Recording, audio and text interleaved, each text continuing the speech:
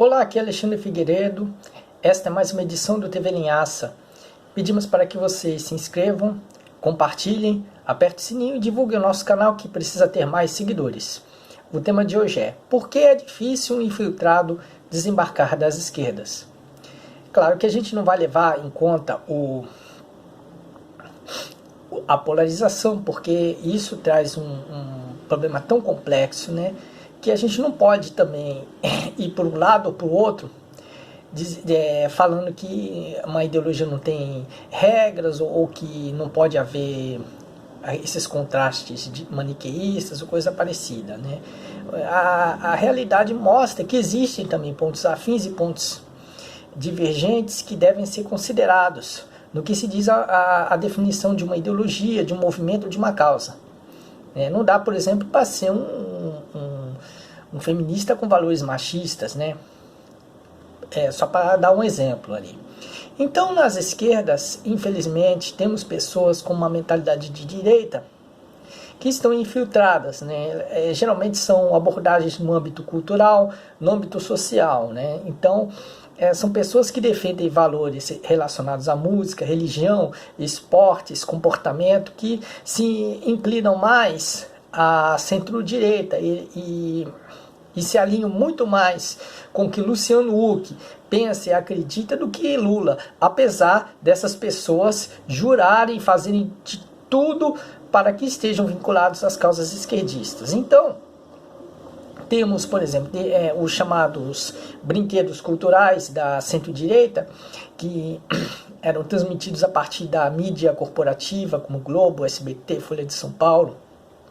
E as pessoas passaram a colher isso e vinculá-los ao imaginário esquerdista de maneira equivocada, porque muitas dessas causas elas tratam o povo pobre como uma caricatura.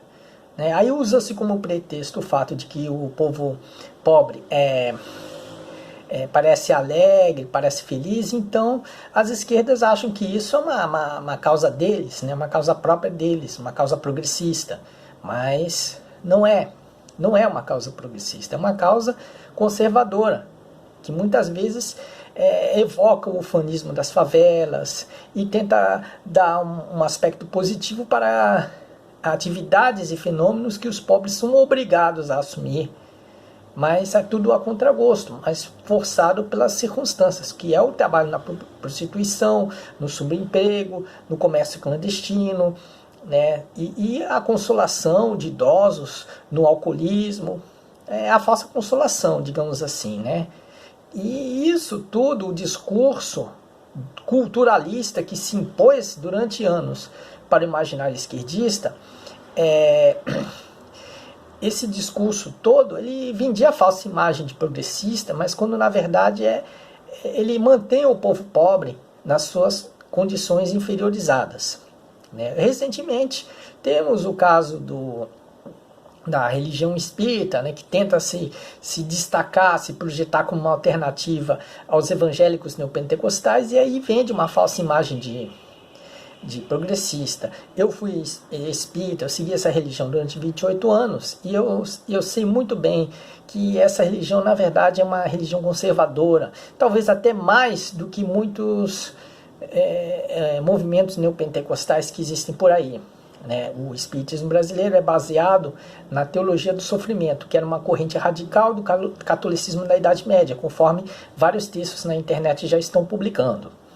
Então, aí o espiritismo brasileiro, como projeto assistencial, ele se aproxima mais ao assistencialismo tendencioso de Luciano Huck, com aquela falsa peregrinação, com os donativos, com toda aquela caridade espetacularizada, que fascina as pessoas, fascina até mesmo as esquerdas. Só que as esquerdas que dizem rejeitar e desconfiar de Luciano Huck, no entanto, acolhem as mesmas causas do apresentador do Caldeirão do Huck, desde que elas não estejam vinculadas a eles. Quando elas são apresentadas por outros agentes, aí as esquerdas acolhem até com uma submissão de gado bovino. Então, há muitos oportunistas por dentro das esquerdas que seguem essas causas diversas, o funk, o fanatismo do futebol, como se o futebol não fosse um esporte, fosse uma espécie de oitava maravilha do mundo. Tem a bregalização musical, a bregalização cultural, tem uma espécie de feminismo de glúteos, que é na verdade um falso feminismo. Então, tudo isso as esquerdas acolheram. E por que acolheram? Porque tiveram agentes vindos da centro-direita, vindos de instituições, entidades conservadoras, vindos da mídia corporativa, ou pelo menos apoiados pela mídia corporativa, que, no entanto, eles queriam que as suas ideias fossem vinculadas nas esquerdas, e isso foi transmitido quando o Lula estava no governo, né? Então, e depois se seguiu com Dilma Rousseff e até tentou-se manter isso vinculado às esquerdas durante o governo Temer. Mas a gente vê que essas causas ali, elas desmobilizam as classes populares, transformam o povo pobre numa caricatura ou num bando de inocentes a receber esmolas que correspondem ao assistencialismo, só que disfarçado de assistência social. Porque sabemos que no caso do espiritismo, a sua prática é assistencialismo, que é uma caridade fajuta que serve mais para promover o suposto benfeitor do que do que beneficiar os mais necessitados. E é uma suposta caridade, na verdade, que não ameaça os privilégios dos mais ricos, não resolve de verdade as desigualdades sociais, apenas, digamos, aliviar a dor sem curar a doença, como eu li em textos na internet, né? É aliviar a dor sem curar a doença da pobreza.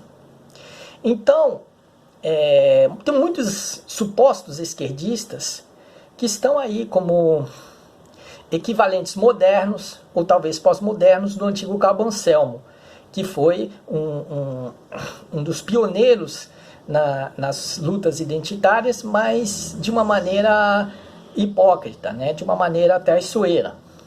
E aí ele desembarcou por volta de 1970, denunciando seus colegas de guerrilha, denunciando movimentos de esquerda. Porque até lá ele fazia o papel do suposto bom esquerdista, né?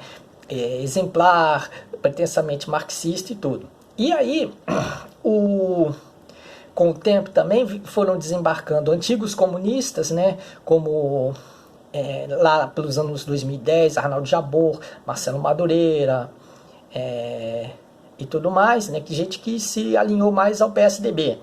E aí depois foram os ministros de Dilma Rousseff, cujo caso os ministros de Dilma Rousseff e de Lula, né? Cujo caso mais típico e até mais preocupante é o de Ciro Gomes, porque hoje o Ciro Gomes é um antipetista doente, chegando mesmo a preferir ficar na direita do que ter o PT como aliado. É um sujeito até intolerante, ele não aguenta ouvir falar de Lula. Então ele também foi um dos desembarques mais dramáticos que teve nas esquerdas nos últimos tempos. Só que hoje temos um monte de gente que louca para desembarcar, mas não desembarca. Por que será? Porque é o pessoal que é sinceramente esquerdista, é um direitista que se converteu, que aprendeu e passou a ser marxista desde criancinha? Não. Tem muita gente que, no entanto, não pode, ela quer desembarcar, mas não pode. Como os intelectuais pró-brega, os supostos espíritas de esquerda, os vários acadêmicos e intelectuais de uma visão mais neoliberal, que eles aparentemente estão fiéis ao esquerdismo e acham que vão permanecer esquerdistas no caso de voltar o Partido dos Trabalhadores ao poder. Ou, quando isso não ocorrer, eles estarem ali sempre vinculados às esquerdas. Só que isso não é verdade. Sabemos que essas pessoas gostariam de desembarcar. e dentro delas esconde até um moralismo em níveis bolsonaristas e um temperamento igualzinho ao do Ciro Gomes, mas só que adormecido. Mas eles não saem por dois principais motivos. Um, porque a sua saída, uma retomada direitista dessas pessoas iria repercutir negativamente nas redes sociais. Muito diferente de Cabo Anselmo, que pôde migrar para a direita num tempo em que a imprensa estava censurada.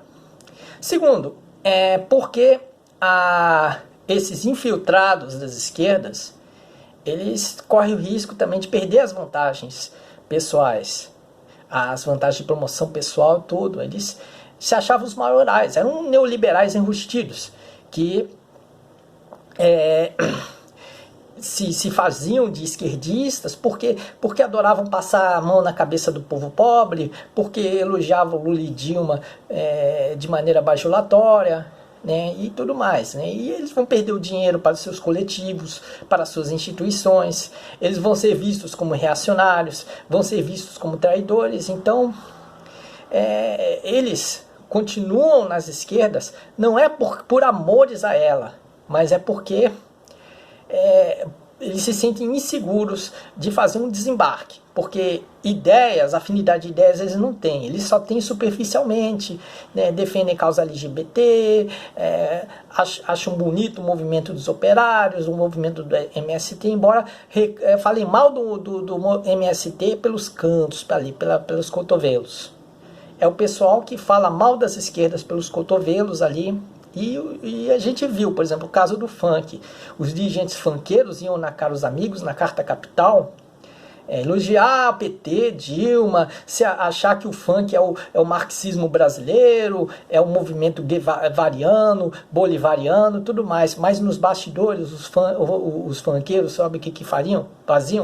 Falando mal de Lula, de Dilma, achando que julgando Lula como um bunda mole. É isso que os funkeiros falavam nos bastidores ali. O Lula, um bunda mole, os esquerdistas muito sentimentalistas. E aí, sabe como é que é, né? Não. Então, mas até que ponto esses infiltrados vão desembarcar? Porque aparentemente eles nunca farão isso, porque precisam, entre aspas, progredir. Mas a gente sabe muito bem que eles adorariam desembarcar e ficar com o Luciano Huck, que é um novo salvador da pátria, um novo nome da moda, que vai fazer com que muitos infiltrados das esquerdas pulem fora e abracem o marido de Angélica e o elejam presidente da República. Mas até isso ocorrer, não se sabe como vai dar esse desembarque, até que a Luciano Huck decidir se vai concorrer ou não à presidência, até as circunstâncias, o jogo político, o xadrez político se armar nesse sentido, aí não se sabe, porque está tudo imprevisível. Mas até segunda ordem, os infiltrados não saem das esquerdas porque precisam delas para obter vantagens pessoais e promover na sociedade uma imagem de bom mocismo, de simpatia, né? Querem parecer simpáticos, daí que eles continuam no meio progressista sem serem progressistas de fato. Bom, ficamos por aqui, desejando uma boa sorte para todos e até lá!